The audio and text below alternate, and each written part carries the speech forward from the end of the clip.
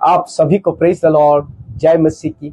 आइए अपने दिन की शुरुआत परमेश्वर के वचन के साथ करें। आज का वचन प्रेरितों के काम 20 और उसका 35वां पद। इसमें लिखा है, मैंने तुम्हें सब कुछ करके दिखाया कि इस रीति से परिश्रम करते हुए निर्बलों को संभालना और प्रभु यीशु के वचन स्मरण रखना अवश्य है, जो उसने आप ही कहा है, लेने से देना धन्य है। प्रियो, संत पौलुस इफिसियों के अगुओं को यह सलाह दे रहा है कि प्रभु की सेवा कैसे करनी चाहिए, क्योंकि उसने कभी भी धन कमाने के मकसद से प्रभु की सेवकाई नहीं की। उसने उनसे कभी भी सोना, चांदी या रुपया नहीं मांगा, परंतु स्वयं के हाथों से परिश्रम करके अपने और अपने साथियों की जरूरतों को पूरा किया।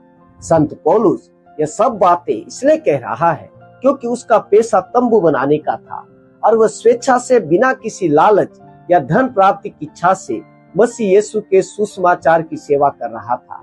उसने इतने कठिन परिश्रम के बाद भी निर्बलों और गरीबों का ख्याल रखा और उनकी मदद की। अतः पौलुस इफिसियों की कलीसिया के अगुओं को आग्रह कर रहा है कि वे भी बिना किसी लालच के सुसमाचार के कार्यों को पूरा करें, निर्बलों को संभालें और प्रभु यीशु के उन वचनों को अवश्य स्मरण रखें कि लेने से देना धन्य है।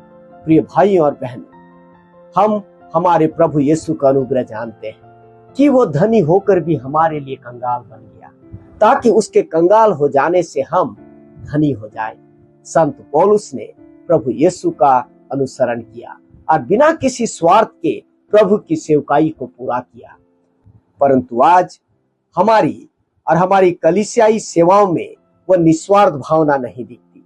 आज हमारे कलीसिया में अधिकतर झगड़े पैसे को लेकर ही है। हमारा पूरा ध्यान धन जमा करने में है और हम धनी हो भी गए हैं, परंतु प्रभु यीशु के सुसमाचार की सेवा और उसके प्रेम को गरीबों, बीमारों और बेसहारों के बीच में बांटना भूल गए हैं। हमारे बीच में ऐसे बहुत से झूठे भविष्यद्वक्ता उठ खड़े हुए हैं जिनका मकसद केवल पैसा कमाना है। उन्हें न तो प्रभु से कोई मतलब है और न ही उसकी सेवा से। इसलिए आइए प्रभु के प्रति अपनी सेवाओं में सच्चे बने, क्योंकि हम धन और परमेश्वर दोनों की सेवा नहीं कर सकते। यदि हम पैसे को महत्व देते हैं तो हम प्रभु के सच्चे सेवक कभी नहीं हो सकते। आपका दिन अच्छा हो, प्रभु आपको आशीष दे। आमीन।